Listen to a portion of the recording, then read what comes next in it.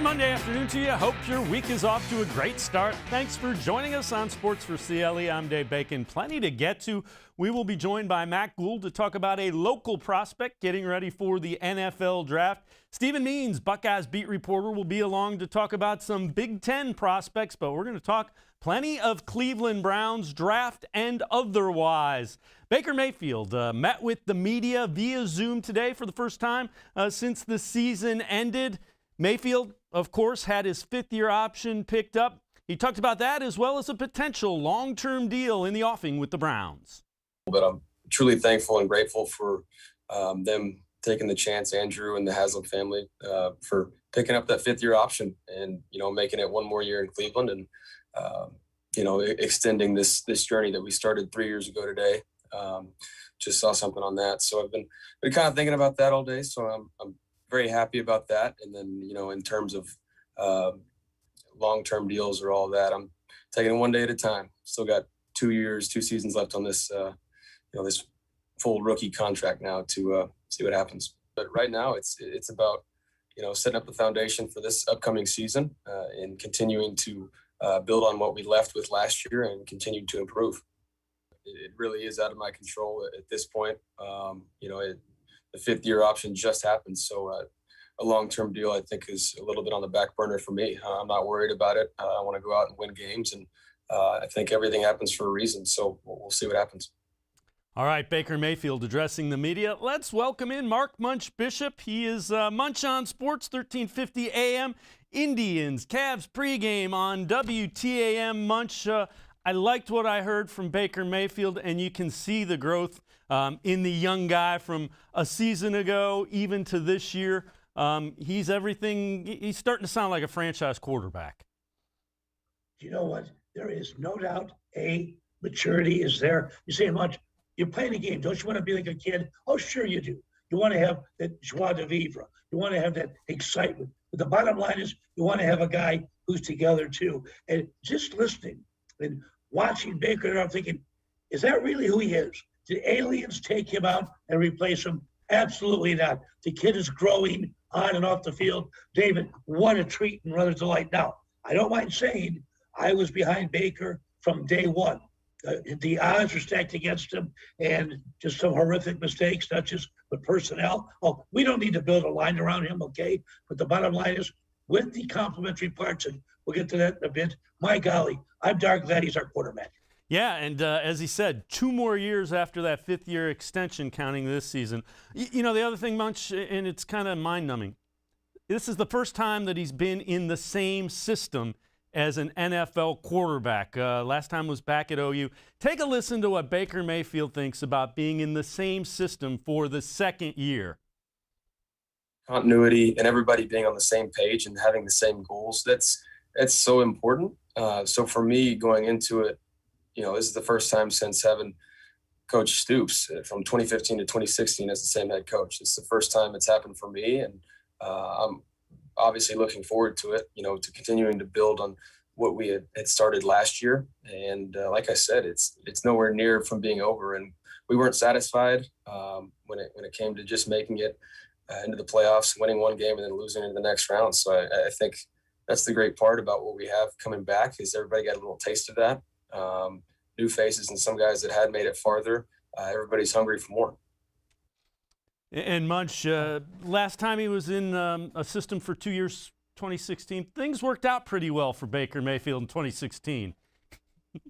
5 years ago, think about that. Davey, you know what? And again, more moving parts. And during the actual game, as I like Mike Babb used to tell me, there's guys with different colored uniforms, different colored helmets, trying to steal my face off my head and rearrange my body parts. So you've got that happening too. But now Baker doesn't have to worry about that because he's got systems and he's got parts and pieces in place.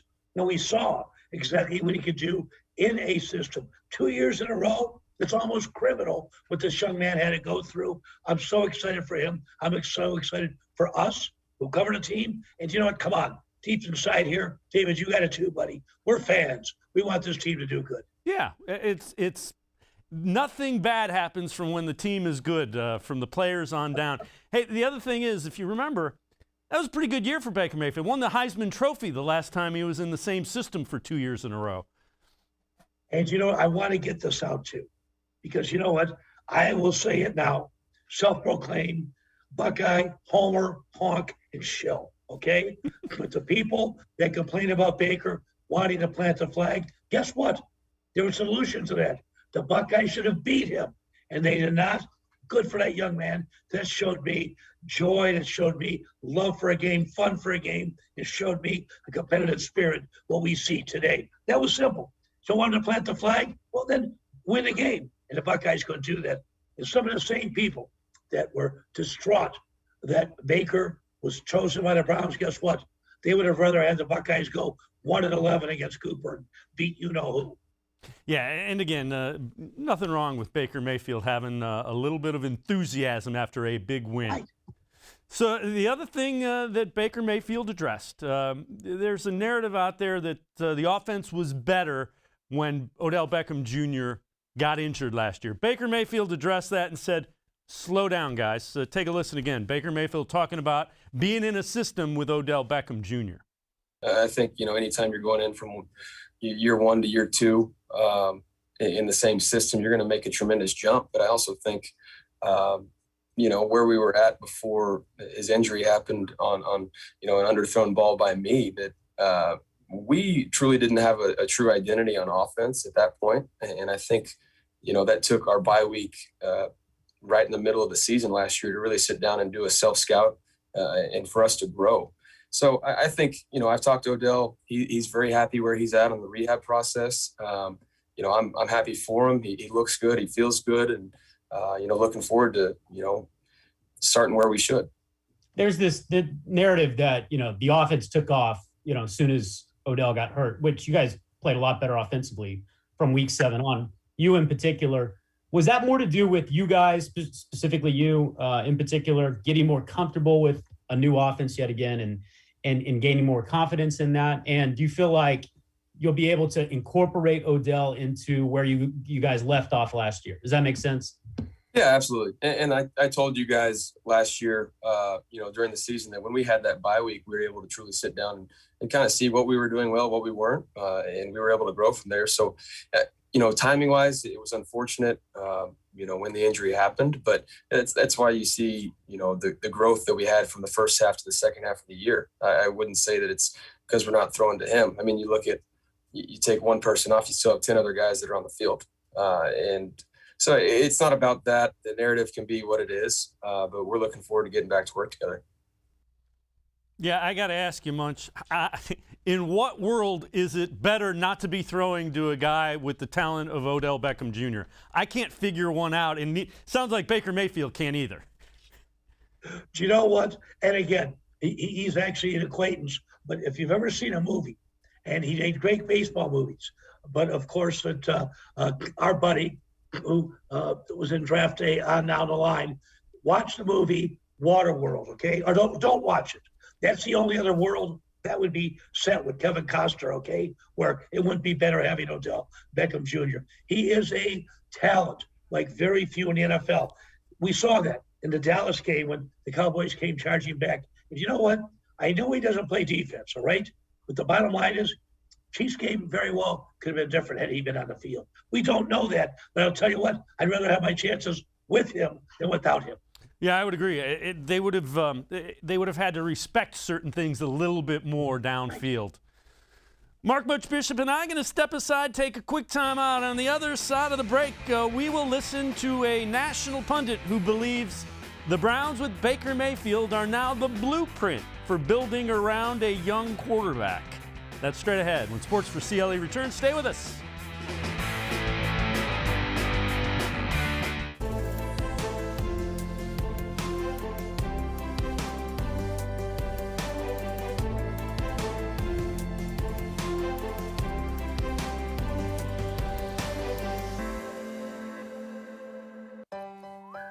Life is starting to get back on track, and you can too. If you or your family have experienced financial hardship as a result of COVID-19, Tri-C can help with full tuition assistance. Safely get the in-demand degree or training you need with online and on-campus classes. Go to tric-edu to check out our programs and resources. So, what are you waiting for? Register now for summer classes. Tri-C is where futures begin. When it comes to selling you a mattress, most retailers are handing you a long line of extra steps that drive up costs and create confusion. At the Original Mattress Factory, we simplify the mattress shopping experience by building mattresses and box springs in our own local factories and selling them direct to you. It's short, sweet, and simply makes sense. So experience more than just the mattress store. Experience an original, the Original Mattress Factory.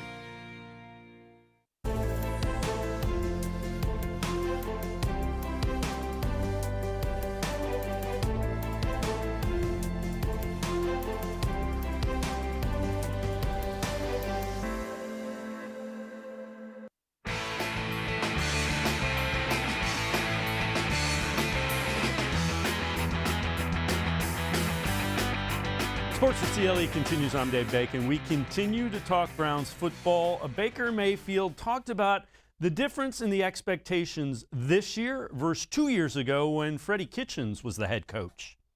First, I'd say, just the culture, anything related to that, our whole team, it's nowhere near what it was. And that's a good thing. We've worked hard on setting a standard and when it comes to expectations and things that other people on the outside want to portray or predict, it is just that. It's people on the outside. And like I said, we'll set our own expectations, and it's only April. So we have to work for our ultimate goals and continue to, put those pieces in, build those blocks for the long-term goal.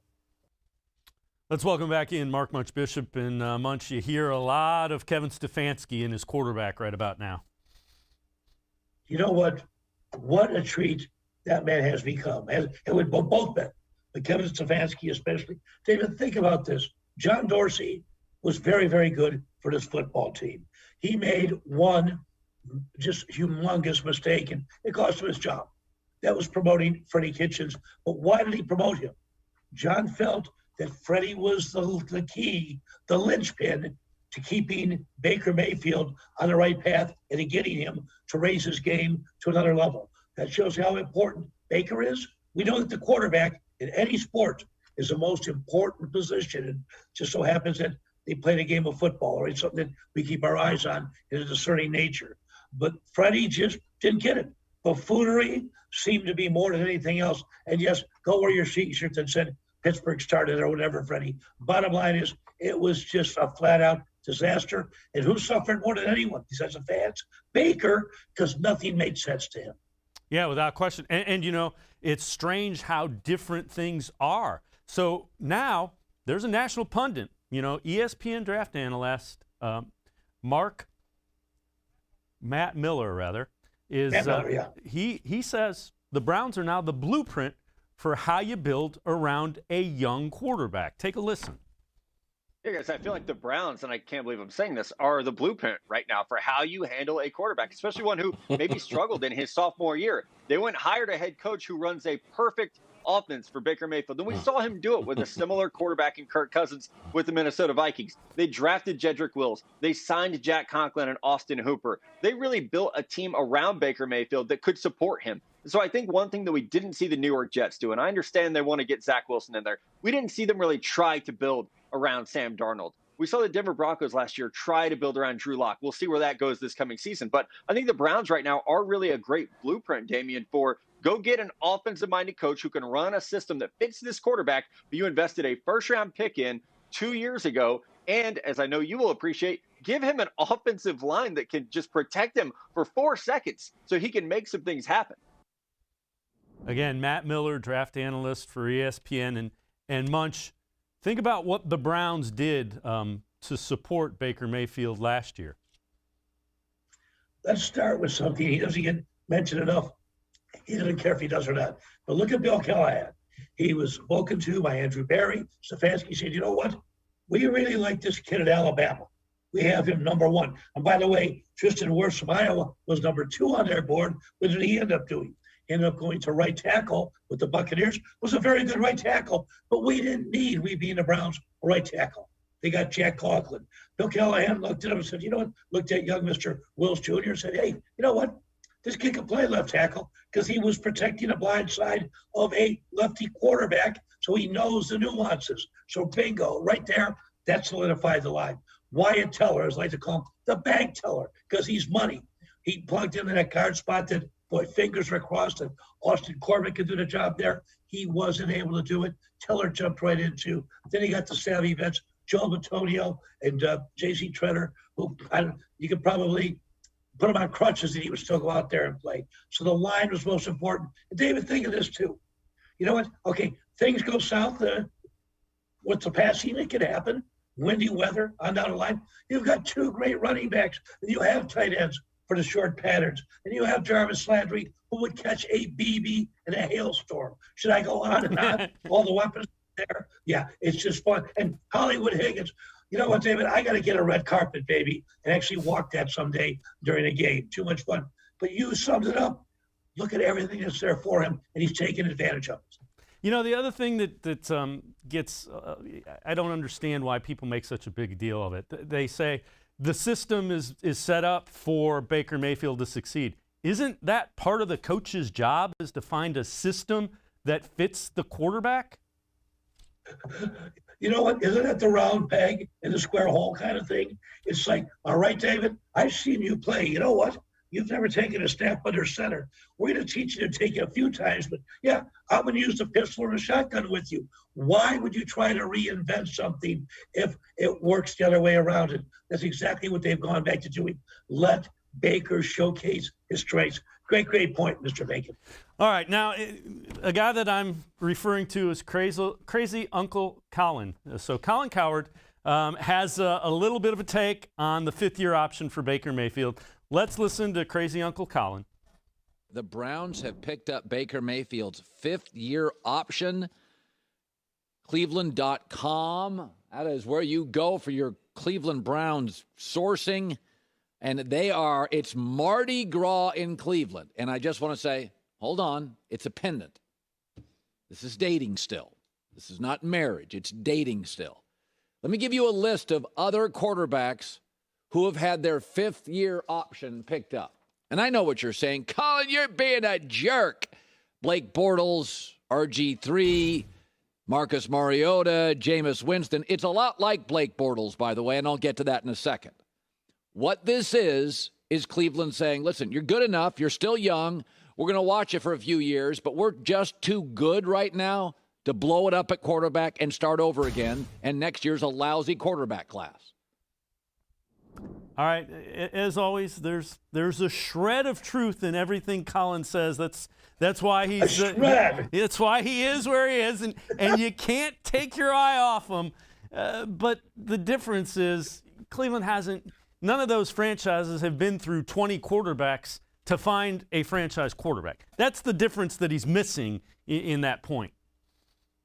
You know, something else too, David, is that Colin has slammed Baker every chance he gets. So he's trying to get a little bit of credibility back when it comes to Baker Mayfield. For him to even compare Baker to a Bortles or Mariota, I could have told you in college, because it's what I do, watch guys play, that they weren't going to make it in the pros, okay? Then you look at RG3. What a great dude he is. I've always said, had he stayed single, I let one of my daughters marry him. He's a fine man. You knew that he wasn't going to work either. And Jameis Winston, I won't say what I'm thinking, okay? But number one, the guy throws the ball with frequency to folks in the other uniforms. And number two, he'd rather be standing on a table in the cafeteria yelling out sexist statements or perhaps having his way with co-eds. Don't even get me going on him. Yeah, and again, so I get where he's going with it, but the difference is there was a whole lot more of things that checked the box for Baker Mayfield than any of those other guys. There is no doubt. And once again, he's trying to get a little bit more like, well, you know, dude, every chance, and I get caught too. But the old saying, don't get hooked. I'm on the same station with him, the same network on Fox Sports on a daily basis. I have to say to myself, just calm down. He's trying to get you to react. And I'll say this, is he a sports guy? Absolutely not. You're, what do you call him? You're crazy Uncle Colin. Yep. He is an entertainer, and he's trying to get a rise out of you. David, I'll grab my 21-year-old son and say, Junior, living in the Sigma Chi House at Ohio State, he would run circles around Colin when it comes to talking sports. All right, Mark Munch Bishop and I are going to step aside, take a quick time out. On the other side of the break, we'll hear what Baker Mayfield thinks about all the additions to the defensive side of the ball in free agency. Plus, we'll see if Munch would take a wide receiver in the first round of this year's draft. Sports for CLE will be right back. Stay with us.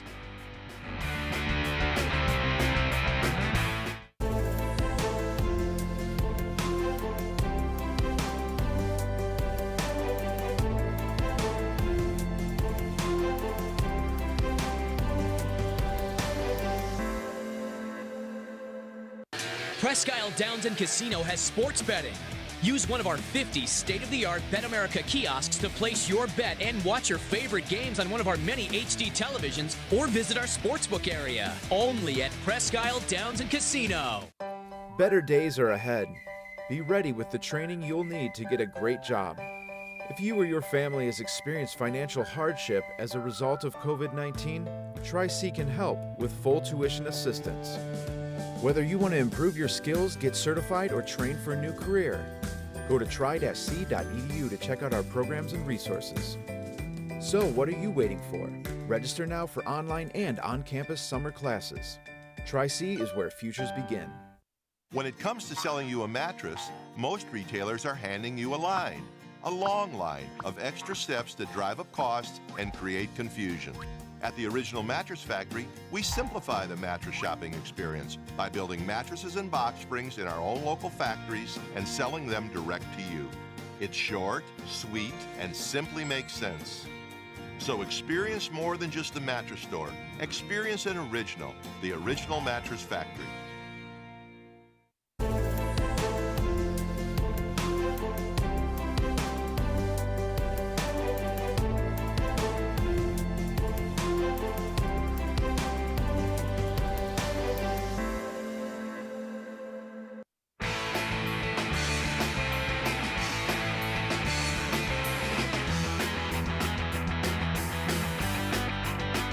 Sports for CLE continues. I'm Dave Bacon. Mark Munch Bishop and I continue talking Browns football. So Baker Mayfield was asked about what Andrew Berry has done this year on defense in free agency. Take a listen. I've been extremely impressed, with the pieces that we're bringing in and reaching out to these guys to, welcome them in with open arms and to know that they're coming into a place that wants to win. It's inviting the guys who want to contribute and obviously are key essential pieces and will help us out a ton. So looking forward to it. Obviously they've done a great job and an exciting week for us as well. It's draft week, but as for the guys that are already on the team, we're doing these meetings, everybody's working out and doing these things. So it's got a good feeling to it, but it's April for a reason. So that we're setting the expectations ourselves. Everybody can, talk on the outside, but I'm excited about, the people we've brought in just culture-wise. Let's bring back in Mark Munch Bishop from Munch on Sports, 1350 AM. Mark, when you hear this, Munch, the other thing that's impressive, he's reached out to these defensive guys. Again, that's the sign of, this is my team, welcome to my team. And that's what franchise quarterbacks do. Hey, no disrespect in any way, shape, or form to Myles Garrett. In fact, if you watch during games, watch after games, other guys celebrate, Myles and Baker are in lockstep. Two young men in love with the game, two young men with an exuberance that we're so glad that they're plying their trade here. But the bottom line is, sure, welcome guys in. He's welcoming guys at the other end of the line that are going to take some heat off of Myles. He's welcoming the weakness of the team in the defensive backfield. Johnson coming in, just a stellar acquisition. And of course, Walker, the linebacker from Northwestern. I can go on and on because, it's his team. Well, he's sharing the glory. He's not taking it all. But he wants to make sure that he's thanking them too for choosing the Cleveland Browns. There's nothing set. No amount of money will make guys go somewhere. We saw that last year with Jadeveon Clowney, but he came this year. Yeah, good for you, Baker. Keep it up. Now, the other thing is Pro Football Focus, analytics-driven website, has the Browns go in wide receiver. You said the word. I did. Analytics. We have to kind of embrace it now. Things have been going better. But they have a wide receiver, Terrace Mitchell Jr. from LSU as the Browns pick at 26. Wide receiver. Are you going wide receiver, or do you think? What do you think of a wide receiver at 26? Okay, wait on. I'm going to take 2 steps back first. I never, ever dodge any questions. But you know what? This came from San Bernardino. You know what your analytics need to be when judging players? They need to be here. They need to be in your eyes and your heart. What did analytics do? Analytics gave us a receiver from Baylor, Corey Coleman, in the first round. Analytics gave us Njoku and Peppers in the first round. Analytics gave us Cody Kessler, okay? Enough of that. But the bottom line is, why would Andrew Berry and his Chargers ruin what's happening right now? Building a team. It would have been like last year. You know what? Maybe we don't need another tight end. Let's go out and get a third running back. You don't need a third running back, okay? Let's go out and get another receiver to stretch. You didn't know OBJ was going down. It would be ludicrous and ridiculous right now for what the Browns are building for them to take a wide receiver. David, no different last year. Some said that some people, 76 of Rosa Boulevard, there's probably the analytics guys, they wanted to take Simmons, who ended up going to Arizona. You didn't know if he was a safety or a linebacker. No. You took a left tackle that you needed. Please do not take a wide receiver at 26. What position you looking at? I prefer a cornerback. If one of the main ones is, if one of those top 4 or 5 aren't there, trade back if you need to. Your cornerback is it for me also. That's not a Q, that's a C, right? It is cornerback. I'm also thinking, and I hope the Browns don't look at linebackers, even though they want to go 5 DBs, including 3 safeties. I hope they don't look at linebackers like Ray Farmer looked at wide receivers, no different than linemen, because you still have to have linebackers that can play even if 2 of them are on the field. The bottom line is, if you can't get a quarterback, it's something else, David. We haven't even addressed Sheldon Richardson. Will he come back? We do not know. That one was mind-numbing too. For all the great things the Browns have done, who the heck told them to get rid of Sheldon Richardson? Just curious. Did they put that into a computer too? Or consult with Pro Football Focus so you get rid of the guy? The guy, you got me going, Bacon. You know that. The guy only played more snaps than he had since 2014. He was the main focus, the Rock of Gibraltar on the defensive line. So what are we going to do? Yeah, let's let him go. My gosh. All right, here's another one. This one is by Peter King. So Peter King has the Browns trading the 26th overall pick and the 91st pick to the Colts to get the 21st pick in the draft. So moving up 5 spots, and then taking linebacker / safety out of Notre Dame, Jeremiah Owusu-Koramoah. I would be okay with that. Is he going to do somersaults and cartwheels? Well, I just said we needed a linebacker. Let's just make sure that he can play and make sure that he has a real girlfriend since the last highly touted linebacker from Notre Dame came into the league. Okay? But no, I like the kid a lot. You know what? I would be okay with that trade. Yeah, I'm all right with it. If they trade up, I would prefer they try to get up and get somebody like J.C. Horn, and he may be off the board at 10 or 11 or 12. But I think J.C. Horn has the ability to be kind of a lockdown corner, and he would look really nice opposite of Denzel Ward. Yeah, cornerback again to me is number 1. I know what you're thinking. What? You just said you're okay with that linebacker. Well, I mentioned number 2 to me was also the linebacker core, which they seem to be neglecting or forgetting about in a big, big way. Either or, I'm fine. Still like quarterback number 1, just like you, David. Mark Munch Bishop and I are going to step aside, take one more time out. On the other side of the break, we will look at 4 Browns who changed the culture. They give us 4, and we will also look at where Pro Football Focus ranks this Browns roster. It is among the best in the NFL. Sports for CLE will be right back. Stay with us.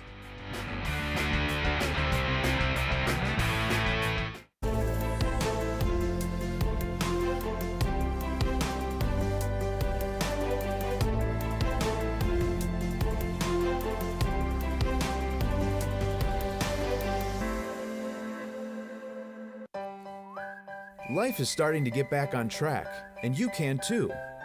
If you or your family have experienced financial hardship as a result of COVID-19, try Seek and Help with full tuition assistance. Safely get the in-demand degree or training you need with online and on-campus classes. Go to tric-edu to check out our programs and resources. So, what are you waiting for? Register now for summer classes. Tri-C is where futures begin. When it comes to selling you a mattress, most retailers are handing you a long line of extra steps that drive up costs and create confusion. At the Original Mattress Factory, we simplify the mattress shopping experience by building mattresses and box springs in our own local factories and selling them direct to you. It's short, sweet, and simply makes sense. So experience more than just the mattress store. Experience an original, the Original Mattress Factory.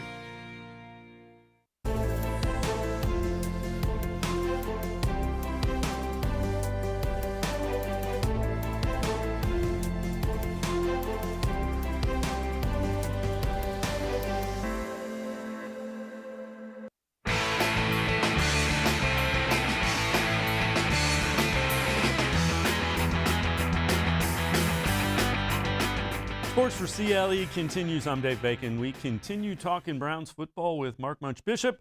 We are going to talk a little bit about the foundation and the culture. So Baker Mayfield was selected 3 years ago today. When he was taken, he in that draft leading up to him being selected #1 overall, he said he was the guy to change the culture of the Cleveland Browns. So far, so good. Take a listen to what he had to say, is that being prophetic. That foundation and that, that work we had to put in, and obviously I've had a lot of help along the way. It's been a roller coaster of the past 3 years. And I think that time that everybody in that building, a lot of new faces, but I think the time we put in for not just things on the field, but culture wise and setting a standard is finally, coming to fruition to where you can start to see it, the bigger picture play out. And that's why I'm excited about, the guys we have coming back. This is the first time ever in my career that you have 11 guys that at one point started on this offense all coming back. So I think that's truly pretty special. But I think when it comes into term of looking back 3 years ago to this day, a life-changing moment for me, my family, friends, and being surrounded by a lot of teammates and lifelong friends now. I think it's been a good journey, but it's nowhere close to being done, and I think that's the best part. Let's welcome back in Munch Bishop from Munch on Sports, 1350 AM. And Munch, he said that a number of times when he was talking to the media. It is not done. We have not reached the destination. Again, you like what you hear from Baker Mayfield. He continues to impress. He continues to, quote unquote, say the right things. And you can tell the way he's talking, David, he's not being coached. These things are coming from his heart and from his head. He's thinking about what he's saying and doing it in a great, great manner. And yes, there's much more to do, much more to build, but he's got the guys that he can go into the football battle with and win games. The other thing is you watch him and you watch the way his teammates respond to him. If a guy was not being true or not being, real, as they say, those guys would not respond to him the way they do. You know what? Through adversity, through success, there was more success last year than adversity. Even think of OBJ, kind of play he got hurt. You know what? This was a prima donna, absolutely not. Tracking down a guy who picked off a pass. And look at some of the throws Baker made, patented Baker Mayfield throws. The proverbial slide that football through such a tight window to get it there. Guys respect that. And guys also respect the fact that Baker knows, you know what? I don't need to be the star. Let's just win football games, and that rubs off. Now, the other thing, BrownsNation.com did the 4 guys that changed the culture of the Browns. It's an interesting list. Let's see if you get this right. So, #1, Baker Mayfield. #2, who do you think #2 is on the list? But you know what? Oh, boy, I can think of 2, 3 guys. Right. I would say Nick Chubb. Nick Chubb is 4. Okay, Jarvis Landry needs to be in there. He's 2. Myles Garrett needs to be 3. in there. Yeah. So I got 4. I got him 4, just not in the right order. Yep. So it's Baker Mayfield, Jarvis Landry, Myles Garrett, Nick Chubb. And again, those are all guys that you want around long term, you want to build around, that everybody seems to like playing with. You know, it's interesting, David, and it hasn't, think about this, it hasn't happened too often, but the day that Jarvis Landry was signed, I was doing afternoons at Fox Sports 1350 at the time, word had come down, and I couldn't tell you the last time I was that excited for the Cleveland Browns and an acquisition, knowing who Jarvis Landry was, knowing what he brought to the table. Oh, and by the way, especially after the Farmer years, when linemen and wide receivers, they're on the same level, aren't they? Come on, they're both important for what they do, but you cannot say that a wide receiver is no different than a center or a guard. They definitely generate yardage. They generate first downs. They catch touchdown passes. But the bottom line is, to me, when Landry was brought on board, I'm thinking, you know what? There's no nonsense here, okay? There's something happening. And yes, it was the start of something big. Myles Garrett, what more can you say? Tell you this, and people know it, I'm on record. I was his biggest detractor his first 3 years because I don't feel like he was an impact player for number one overall. All of a sudden last year, of course, before COVID kicked in and after his malfeasance in Pittsburgh, which thank golly, he didn't get banned from the game, is that he realized, sure, a sack is good, but you know what? A strip sack's even better. Forcing a fumble is even better. Intercepting a pass is even better. Forcing an errant throw. Forcing a grounding call. And that's what Myles brought to the table. And when he got it, oh boy, baby, the floodlights kicked in. And I mentioned Nick Chubb, number 2, just basically because when was the last time you saw the guy not produce when he's touched the football? Yeah, without question. Myles Garrett has the ability to wreck an offense. So Pro Football Focus ranked the top rosters in the NFL. First overall, Super Bowl champion Tampa Bay Buccaneers. Second, the Cleveland Browns. In the NFL, not just in the NFL. AFC. Nope, they're ahead of the Chiefs, ahead of the Packers, ahead of the Bills. Second in the NFL behind only the Buccaneers. And I kind of think the Pro Football Focus curve there is because Tom Brady's the quarterback for the Buccaneers. I think that eliminates. Well, you know what? He's magical. Yeah. We know that in a big, big way. But you know what? Again, if that's the case, then I'm excited. You know, I can look at the Ravens too. Pretty darn good roster that they also have. You mentioned the Bills. You mentioned the Packers. You mentioned the Chiefs. Don't downplay them. But, you know, as good as the roster is, now let's put it into play and let's win football games, all right? Yeah, and I mean, think about it's a young roster. Not only is it good, but it isn't a bunch of guys that are in their last year or two. You've got guys that are going to be around 3-4 years or more. You know, think about this. We have seen teams go deep into the postseason. We've seen expansion teams start off by, you know, let's go the veteran route and we'll get there in a hurry. Carolina did that originally. Jacksonville did that originally too. But the bottom line is, you know what? Youth be served. Oh, yeah, you need some leadership there. You need a treader. You need a Batonio. But also, it's a young man's game. Can't you say that about a lot of different sports? And the young guys are the guys that are to carry you through. Some seasoning is needed. Don't get me wrong. But if the talent's there, this is the way to roll. Should keep some savvy vets out there. Hence, a Sheldon Richardson, a treader, a Batonio, even a Conklin, a Hooper. But my golly, there's a beautiful blend on this team.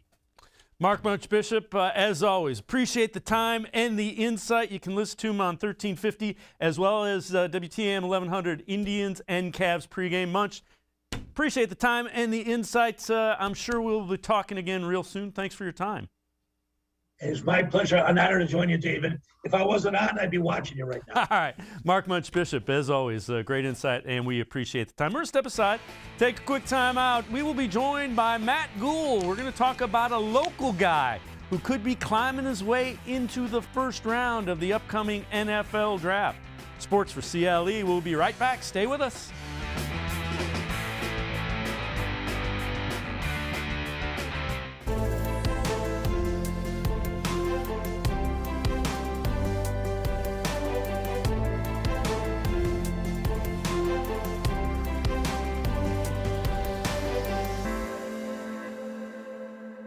Presque Isle Downs and Casino has sports betting. Use one of our 50 state-of-the-art Bet America kiosks to place your bet and watch your favorite games on one of our many HD televisions or visit our sportsbook area. Only at Presque Isle Downs and Casino. Better days are ahead, Be ready with the training you'll need to get a great job. If you or your family has experienced financial hardship as a result of COVID-19, Tri-C can help with full tuition assistance. Whether you want to improve your skills, get certified, or train for a new career, go to tri-c.edu to check out our programs and resources. So what are you waiting for? Register now for online and on-campus summer classes. Tri-C is where futures begin. When it comes to selling you a mattress, most retailers are handing you a line. A long line of extra steps that drive up costs and create confusion. At the Original Mattress Factory, we simplify the mattress shopping experience by building mattresses and box springs in our own local factories and selling them direct to you. It's short, sweet, and simply makes sense. So experience more than just a mattress store. Experience an original, the Original Mattress Factory.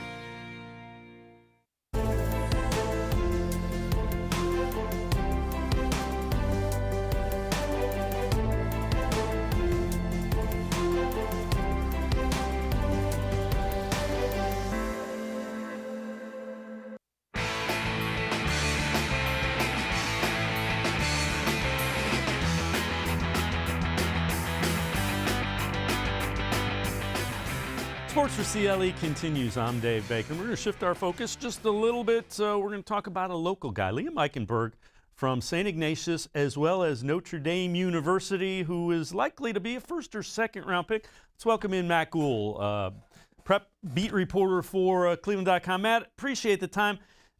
Take me through your article with Liam Eichenberg and what you found out.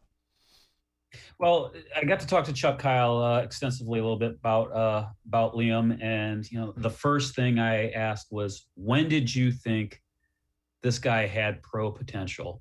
And he's had a few of them over more than his share, a few over the last couple decades, and he mentioned going to the Under Armour All-American game and seeing how Liam performed against guys that you knew were going to be at the pro level someday. And that was guys like Rashawn Gary, who of course went to Michigan, Ed Oliver with the Bills, Nick Bosa from the 49ers. All those guys were selections for that Under Armour All-American team that year. And that's when Liam really got to show what he could do against that kind of elite talent. And it started to show the next few years. Of course, he has not given up a sack since I think 2018, the first month of his sophomore season at Notre Dame. So he's done more than show what he can do projecting to the next level, I believe. Yeah, and that was a guy you always looked at, and I remember standing next to him on the field going, this guy is huge. And his footwork was really good, even as a high school player. You just never know. When you say NFL, you just never know. But he certainly checked a lot of the boxes that you would look for from a lineman. Yeah, I did not get to talk to Liam at all really in high school. I was just starting back when he was in his heyday at St. Ignatius, but I did get to cover his brother Tommy a lot. And from what I understand, just seeing Liam and knowing Tommy, they're very quiet. They're close to the vest, but they're focused. And I think that's going to pay dividends for a guy like that. And of course, you look at his pro day numbers, they're quite comparable. They jump off the board compared to a lot of guys, especially guys like Ronnie Stanley, because, Notre Dame has put out a lot of linemen in the draft the last few years. And Liam compares quite well to them. And as his coaches, both Coach Kelly over at Notre Dame and Coach Kyle both said they think he's a plug and play guy, can play multiple positions. You look at teams drafting late in the first round, that could be vital. Now, the Chiefs are off the board now, but maybe the Ravens looking for Orlando Brown's replacement. Teams like that, I think, are teams to watch because they could use a lineman like that, a guy who can plug in, maybe play guard in a pinch, or if you need a tackle, he's right there. Yeah, and, the interesting thing is earlier today, Todd McShay did an article for ESPN Plus where he talked to general managers about guys that would get drafted earlier than they thought. And more than one NFL GM who were his sources said that they thought Eichenberg could move up into the back half of that first round. So it'll be interesting to see. And you imagine what it'd be like to to be drafted in the first round in your hometown. So that's what draft night could be for Liam Eichenberg. Yeah, definitely. And we talk about so much, especially last week. It feels like it's starting to ramp up the whole discussion of guys who played last season and guys who didn't. Could those guys who didn't play fall? This is a draft unlike any other because the sample size of college film from last season isn't as much as it used to be. It normally is, I should say. There wasn't a combine this year, so I think people get a little too picky with the spring stuff, with the combines and the pro days. But there is some truth to hey, you don't have that one uniformed event anymore where you can really talk to a lot of guys. You're going off of the footage and the film. And Liam's really stands up. Like I said, he hasn't given up a sack in the last few years. That says a lot. All right, let's shift our focus briefly. OHSAA announced they're going to expand the football playoffs coming up. Just your reaction to that. I'm not surprised because when they made the announcement to shift to 12, some of the coaches I talked to, especially the ones who are normally your top 4 seeds, they were looking at, well, hey, am I going to get a chance to schedule a game on my bye week of sorts? And the presumptive answer was yes. But there was concern of who am I going to play? If I'm a number 1 seed, who's going to want to play me in week 11 on an exhibition game of sorts? I think this kind of helps that problem. I kind of wish the OHSAA would have at least done a year of 12 teams just to see how it goes.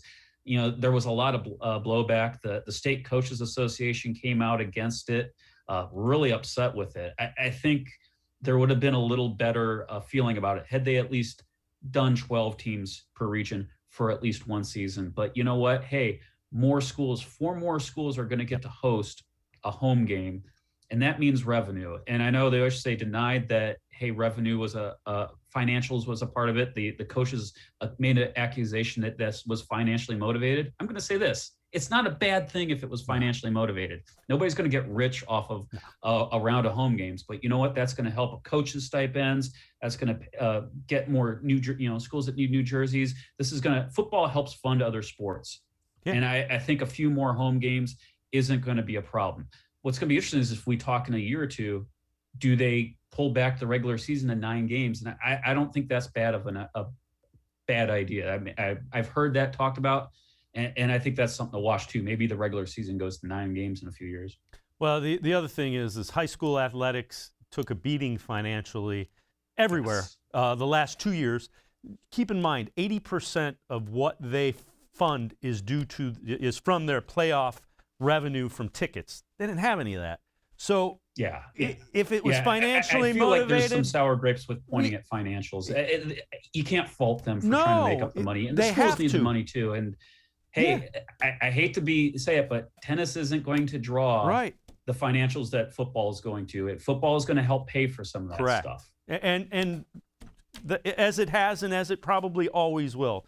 So again, if it's financially motivated, it's because it probably needed to be. So you know what? And I'll tell you what, I bet you the kids want to play. And here's the other thing. The kids are going to be more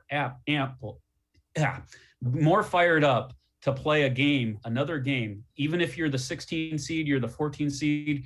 I think every kid would rather do that than have a 3rd week of August practice. And that's something that, it's really interesting. A couple of coaches have said to me, they weren't for 16 teams, but they're really excited that that the August practices won't be as much of a drag. So I think that's something to consider too, and hey, I look back to 2019, the last year we had a full regular season. Look to Division 4, Clearview in Region 13 or Region 14, they were 8-2 and they missed the playoffs. That whole region, teams were at least 6-4 down to the number 16 team. The number 8 seed that year was Clyde. They won the state title. Lake Catholic was not a high seed going into the playoffs last year and got to the state finals. I think it's going to be a healthy thing. Yeah, and it gives more kids the opportunity to experience playing in a playoff football game. Matt Goul, as always, appreciate the time and the insight. Matt Goul, Prep Reporter. Make sure you read them in the pages of the Plain Dealer as well as cleveland.com. Matt, thanks for the time. Appreciate it. Hey, thanks for having me. All right, we're going to step aside, take a quick time out. On the other side of the break, we will check in with Buckeyes beat reporter Stephen Means, talking Big Ten prospects in the upcoming NFL draft. Sports for CLE will be right back. Stay with us.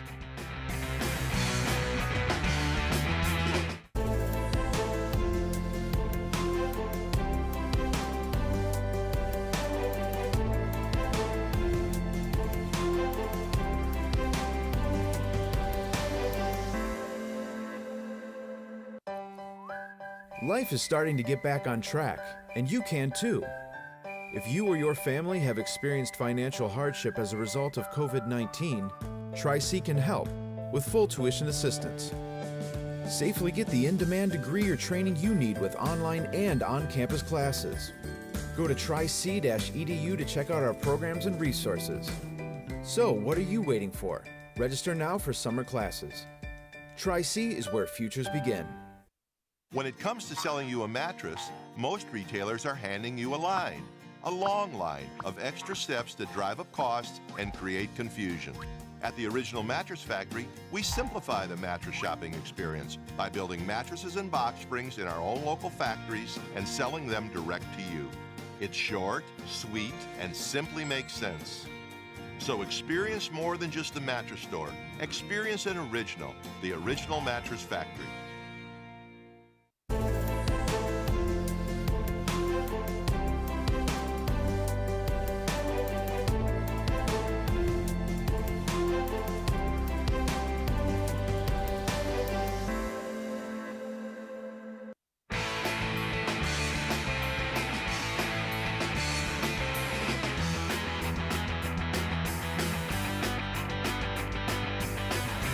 Sports for CLE continues, and we are trying to get in touch with Stephen Means, Buckeyes beat reporter, to talk about some Big Ten prospects. So I want to remind you, you can get a hold of us via the voicemail of Truth and Reason, 216-200-6650.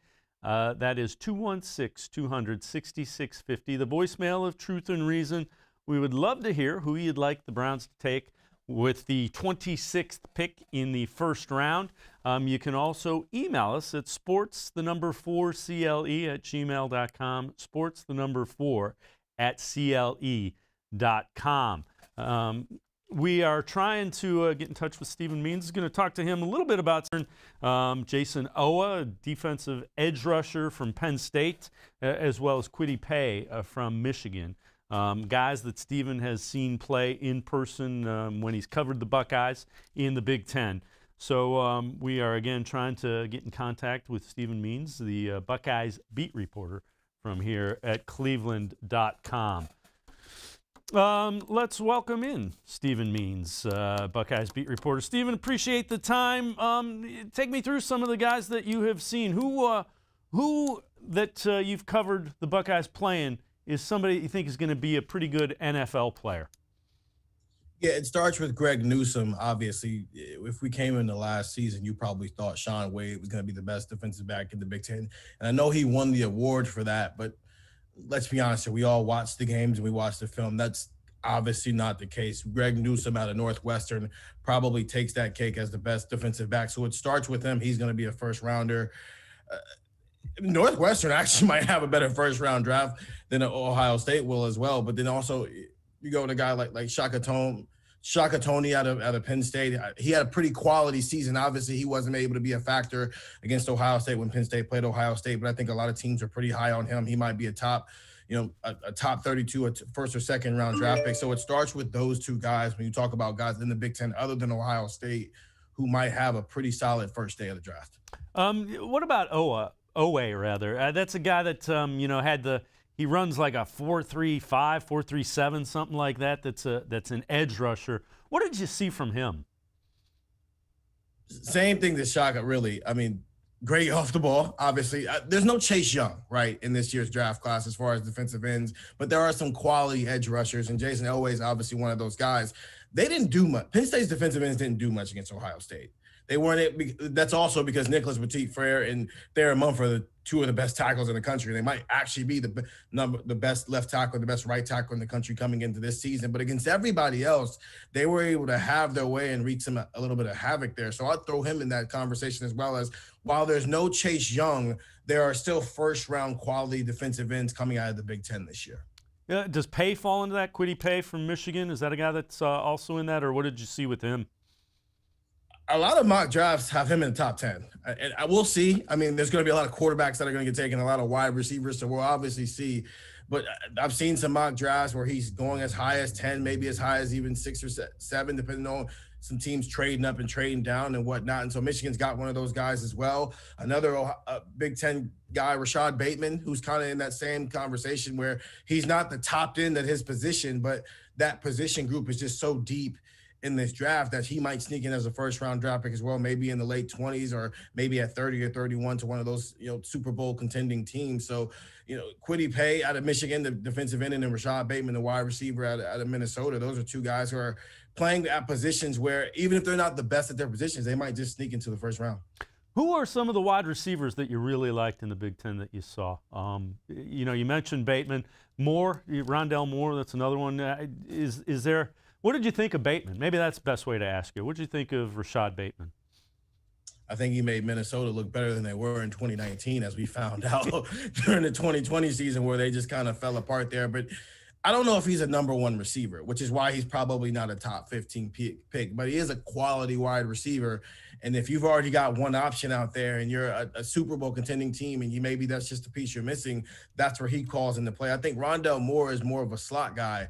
So when you're just kind of pegged into that role and you're not maybe the elite version of a slot guy, he might not be a first rounder just because, let's just be honest here, Jamar Chase is in this draft, Devontae Smith is in this draft, Jalen Waddle is in this draft. This is just such a deep wide receiver draft that unless you're a guy that people are looking at to be a number one wide receiver, it gets kind of hard to be a top 20 guy. I think Rashad Bateman might sneak in just because you can move him all over the place. He can play both outside spots. But with Rondell Moore being more of a little guy, I'd be shocked if he's any higher than 25 as a first rounder, depending on how many wide receivers go. But it would make a lot more sense if we saw him go on Friday over Thursday. What about Justin Fields? You saw him play a lot. To me, I can't believe that there's talk that he's sliding down the draft board.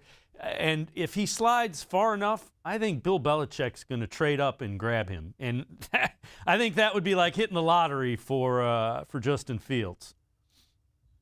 First of all, that's not fair if the Patriots do that. You don't get to just lose the greatest quarterback of all time, pick up Cam Newton, who's okay. He's not great, but he's not the healthiest version of himself.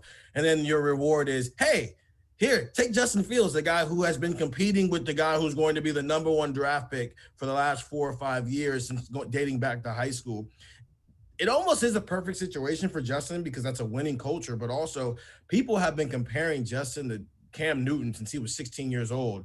Cam Newton was his coach at a 7-on-7 camp when they were in high school, and they've had a great relationship. So what better situation to fall into than to go to the Patriots where it's a winning culture, but also maybe you don't play next year because Cam Newton's back, but you get to learn and be mentored by the one guy everybody keeps comparing you to. I mean, that's a perfect situation. Even if the Patriots don't have to do anything and they just say put at 15 and he drops to him there, but I don't think that's going to happen. I don't think Justin Fields gets out the top 10. I more have him slated to maybe go to the Lions, who obviously just traded for Jared Goff. And they gave up a lot to send Matt Stafford to the Los Angeles Rams to bring back Jared Goff in return. I don't think that's their long-term solution, though. And so it's another situation where Justin doesn't have to play immediately if he's not ready, but the Lions aren't going to be very good. And so you don't have to worry about Jared Goff being more of a long-term option, but he can serve as kind of your stopping your checkpoint until Justin Fields is ready to play. And again, I don't understand it with Justin Fields. I think he's going to be a very good NFL quarterback. I think he's everything NFL teams look for in a quarterback now. Yeah, look, we're at the point in the draft process where everybody's being overanalyzed, and he's just a victim of getting it maybe more of everybody else because there's some things that aren't in his control. The whole he gets stuck on his first read thing. Well, I get stuck on my – first of all, he doesn't. But if he did, it probably wouldn't be an issue because when your first read is Chris Olave and Garrett Wilson and they're always 4 and 5 yards open down the field, Well, you throw that guy the ball when he's 4 or 5. It's not his fault his receivers get open a lot more than everybody else's does. But that's clearly not the case. There's enough people who have shown through film breakdowns and everything else that's not the case. But right now, he's just a victim of being the quarterback who's being overanalyzed, whether it's, because of the Dwayne Haskins situation or past OSU quarterbacks, or because people have these made-up narratives about whatever it is. He's just the quarterback that's fallen on. But I just don't buy the idea that he's going to drop any lower than the top 10 because of it. Yeah, I would agree. Stephen Means, Buckeyes beat reporter, as always. Appreciate the time and the insight. Thanks very much, Stephen. Thanks. All right, Stephen Means, Buckeyes beat reporter. That'll do it for us on this edition of Sports for CLE. Tomorrow, scheduled guest, Jake Burns from the Orange and Brown Report. We will also be joined by the general manager, the manager, and the owner of the Lake County Captains talking minor league baseball. Sports for CLE. We'll see you tomorrow at 4 o'clock. Have a great night, everyone.